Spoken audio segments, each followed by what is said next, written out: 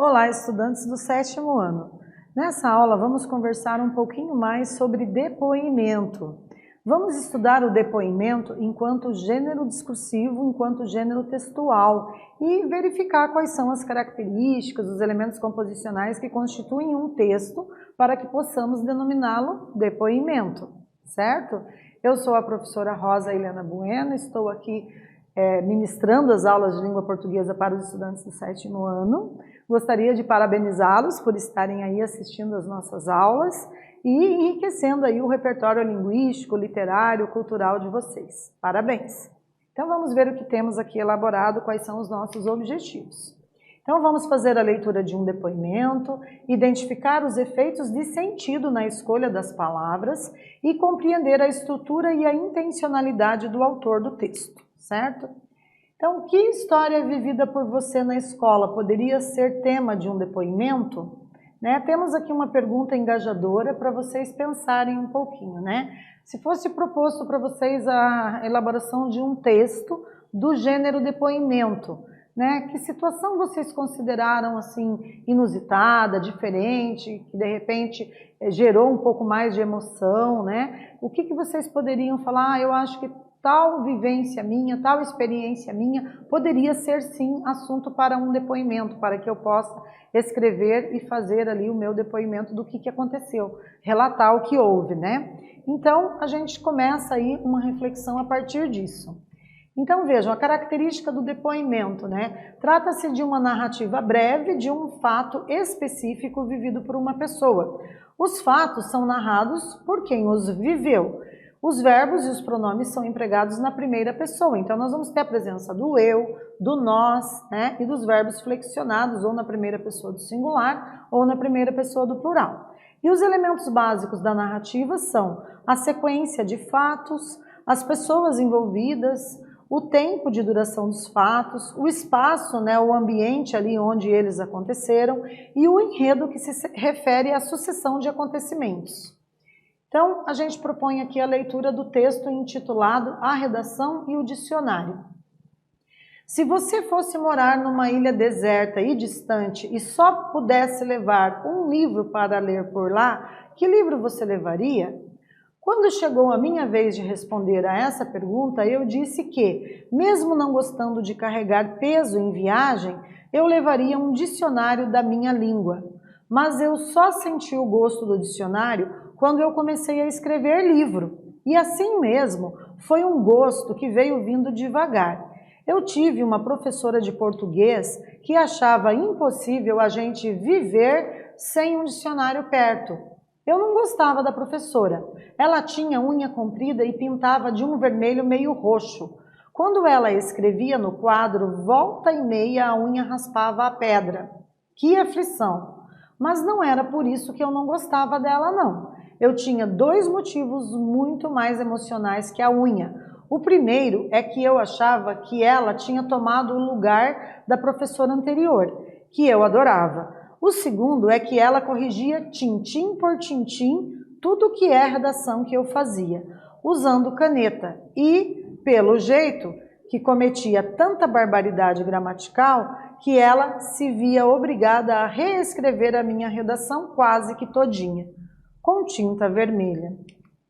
Quando eu reli a minha escrita, assim toda avermelhada para um português correto, eu sempre sentia a impressão esquisita que a minha redação estava fazendo careta para mim. Mas eu nunca parei para pensar por que eu sentia assim. Me lembro que eu ficava chateada e pronto, esquecia a careta. E quando eu tinha de novo que fazer redação, eu me aplicava igualzinho. Redação era o único dever que gostava de fazer. A professora corrigia tintim por tintim outra vez, e a nota que ela me dava ficava sempre em torno de 5. Ela justificava a dádiva com a seguinte observação: composição imaginativa. Embaixo do fim que eu botava sempre no fim da minha redação. Ela escrevia um lembrete, vermelho também. Habitue-se a consultar o dicionário. Não deu outra. Me habituei a nunca abrir um dicionário. é um texto que está publicado aqui no livro Um Encontro com Lígia Bojunga Nunes, né, publicado aí no Rio de Janeiro pela editora Adir, em 1998, né, temos aqui um fragmento, certo?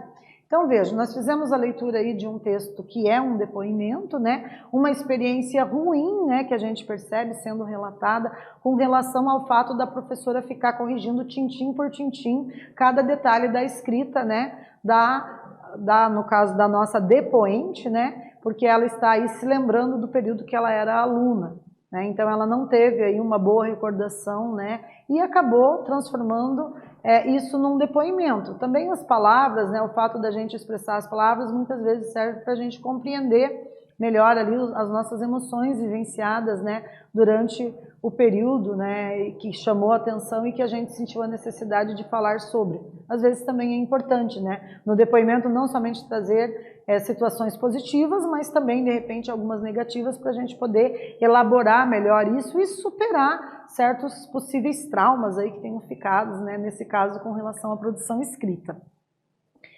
Fica também uma reflexão, né, sobre a questão das correções aí dos textos, né. Então vejam, vamos para a nossa primeira atividade. Qual o assunto apresentado no depoimento à redação e o dicionário? E aí, tá fácil de delimitar o assunto, pessoal? Eu vou dar um tempinho aí para vocês elaborarem a resposta para a nossa primeira atividade, para a gente começar aquecendo a nossa discussão.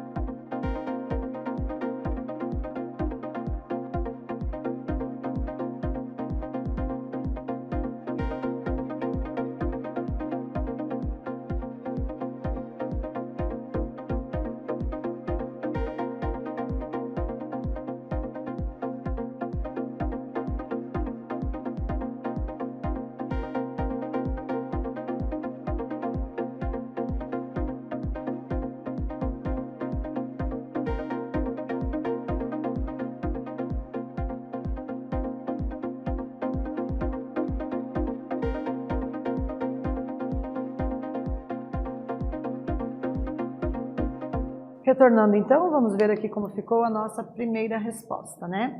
Então vejam, qual é o assunto apresentado no depoimento à redação e o dicionário?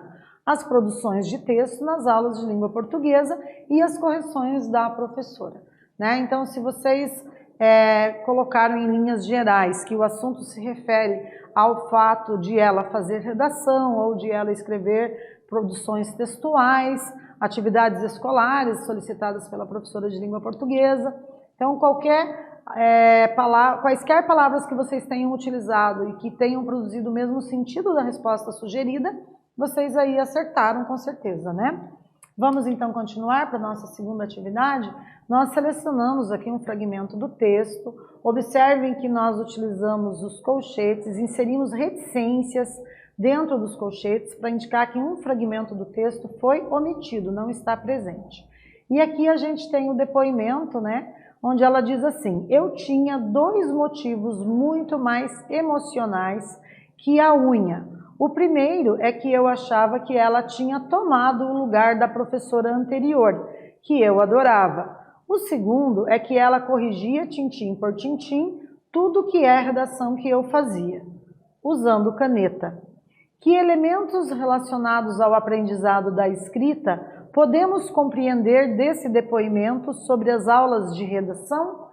E aí, tendo em vista a experiência que vocês têm na hora de produzir redações, né, e o que vocês acabaram de ler aí a respeito do depoimento da nossa narradora, vocês vão tentar elaborar aí a resposta agora da nossa segunda atividade.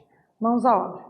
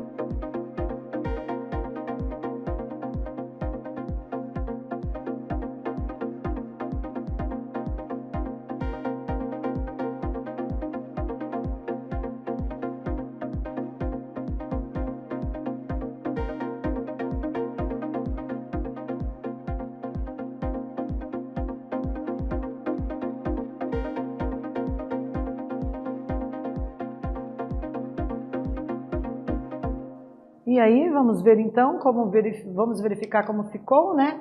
Então aqui a gente tem na pergunta que elementos relacionados ao aprendizado da escrita podemos compreender desse depoimento sobre as aulas de redação.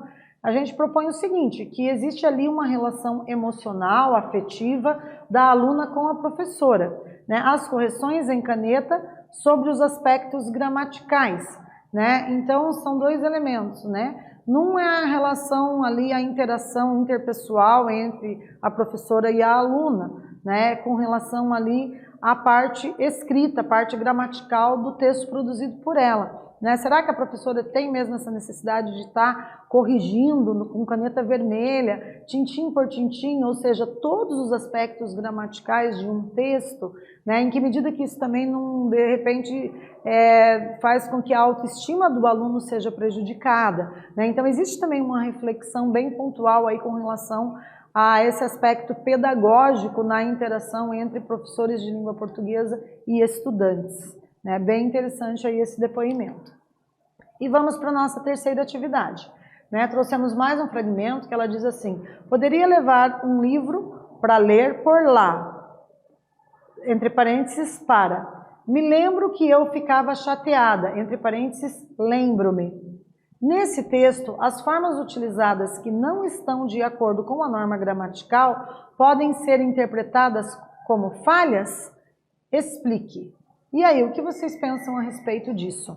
Né? Vocês acham que ao escrever ali de uma forma que não atenda à normativa gramatical, a gente pode considerar isso uma falha no texto? Ou vocês acham que a comunicação foi estabelecida e, portanto, teve eficácia, teve produtividade, ainda que com algumas irregularidades referentes à norma culta, ainda que tenha tido ali alguns equívocos com relação ao uso da gramática normativa, em se tratando aí de um depoimento pessoal? O que vocês pensam disso? Então é uma resposta pessoal, um tempinho para vocês fazerem aí, elaborar a resposta de mais essa atividade.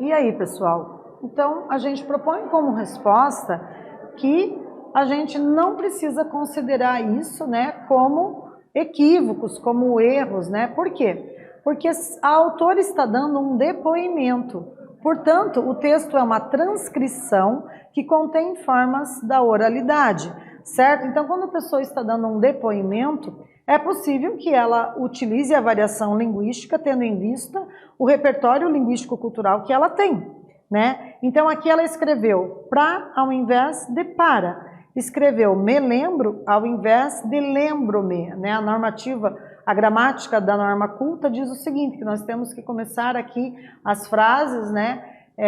Quando eu quero utilizar um pronome, eu tenho que começar primeiro pelo verbo. Se eu tenho pronome e verbo, então ao invés de me lembro, não começo a frase com o pronome me, né? Eu começo com o verbo lembrar no início e aí coloco um hífen e na sequência o pronome me. Então fica lembro-me que eu ficava chateada, né? Então a gente tem ali uma situação que não é considerada um erro gramatical, porque se trata de um depoimento e da transcrição ipsis litteris desse depoimento, certo?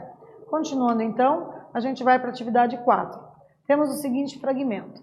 O segundo é que ela corrigia tintim por tintim tudo que é a redação que eu fazia. A professora corrigia tintim por tintim outra vez. Qual o efeito de sentido provocado pela expressão tintim por tintim? E aí, o que ela quis dizer com isso, né? Que sentido que ela quis produzir ao, inclusive, repetir no depoimento dela essa expressão tintim por tintim? Mais um tempinho para vocês fazerem a nossa última atividade.